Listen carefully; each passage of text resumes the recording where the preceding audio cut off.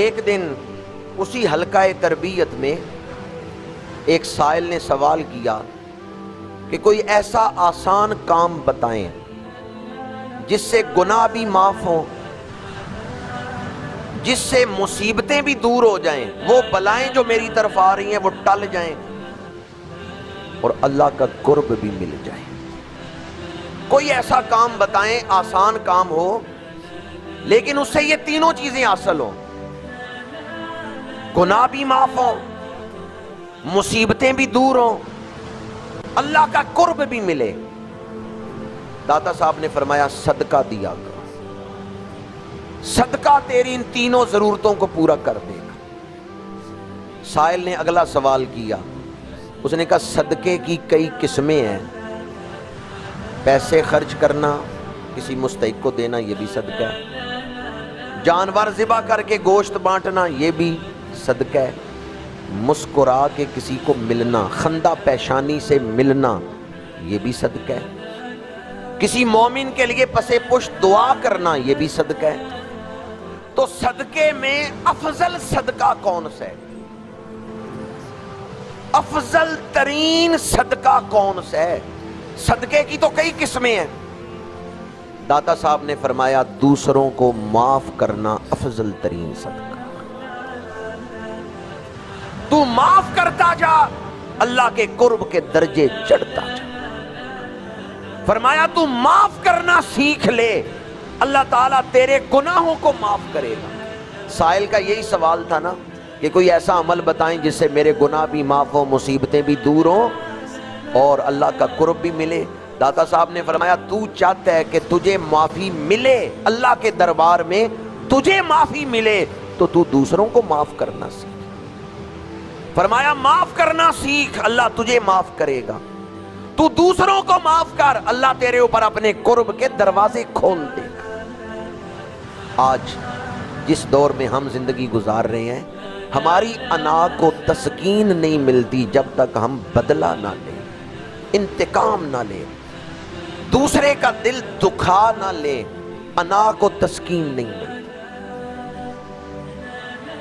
اولیاء کرام نے ہمارے لیے بڑے آسان راستے متعین کر دیے، اگر ہم ان کو اپنا لیں تو اللہ کا قرب مل سکتا ہے۔ خود داتا صاحب نے اپنا ایک واقعہ کشف المعجوب میں بیان فرمایا ہے۔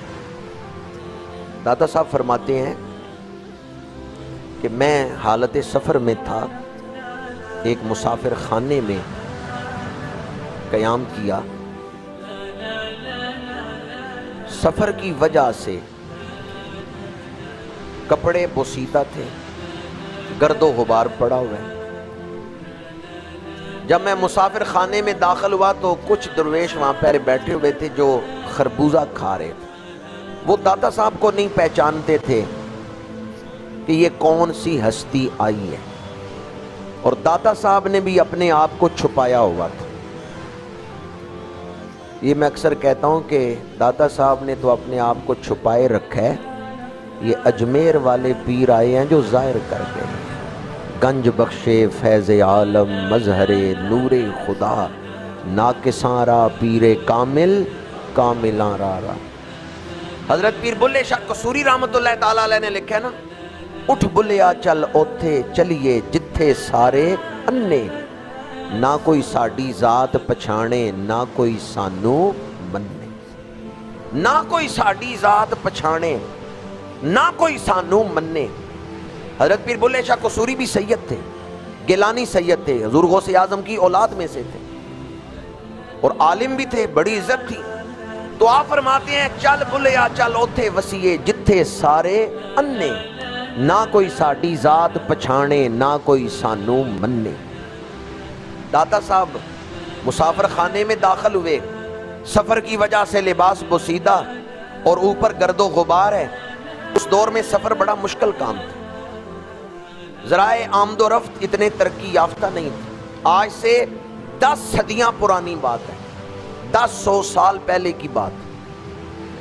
داتا صاحب فرماتے ہیں جب میں مسافر خانے میں گیا، کچھ مسافر وہاں بیٹھے خربوزہ کھا رہے تھے، میں تھوڑے فاصلے پہ بیٹھا، انہوں نے مجھے وہ مانگنے والا فقیر سمجھ لیا، تو خربوزے کے چھلکے، خربوزہ کھا کے چھلکے وہ مجھے مارنے لگے، میری طرف پھینکنے لگے۔ داتا صاحب فرماتے ہیں کچھ عرصے سے میری منزل رک گئی تھی، میرا سفر جو روحانی تھا وہ رکا ہوا تھا، میں دعائیں کر رہا تھا، راز نہیں کھل رہا تھا۔ میں جب اس مسافر خانے میں جا کے بیٹھا اور وہ مسافر چھلکے مجھے مارنے لگے، اب ذرا ایک لمحے کے لیے تصور تو کریں، یہ سلوک آپ کے ساتھ ہو تو آپ کا ریئیکشن کیا ہوگا؟ آپ کہیں بیٹھے ہوں اور 5-7 دوست کوئی خربوزے کھا رہے ہوں، وہ ساری چھلکے آپ کو مارنے لگیں، آپ کا رد عمل کیا ہوگا؟ انا پہ ضرب لگتی ہے تو وہ امتحان کا وقت ہوتا ہے۔ جب انسان کی انا پہ ضرب لگتی ہے، یہ امتحان کا وقت ہوتا ہے کہ اس وقت بھی بندہ خدا کا خوف کرتا ہے یا نہیں، اس وقت بھی وہ رب کی طرف دھیان کرتا ہے یا نہیں۔ اور یہ کتنی بڑی ضرب ہے کسی شخص کی عزت پر کہ چھلکے پھینکے جائیں اس کی طرف۔ داتا صاحب فرماتے ہیں وہ چھلکے پھینکتے ہوئے مسکرا رہے تھے، آپس میں ایک دوسرے سے گپ شپ لگا رہے تھے، خوش ہو رہے تھے میری طرف چھلکے پھینک کے۔ میں نے اس وقت صبر کیا، اپنے جذبات پہ کنٹرول کیا۔ میں نے کہا یہ بھی اللہ کی مخلوق ہی ہے، چلو کچھ دیر ان کو خوش ہونے دو، مجھے چھلکے مار رہے ہیں تو کیا ہوا، انہیں کچھ دیر خوش ہو لینے دو، خوش ہو لینے دو ان کو۔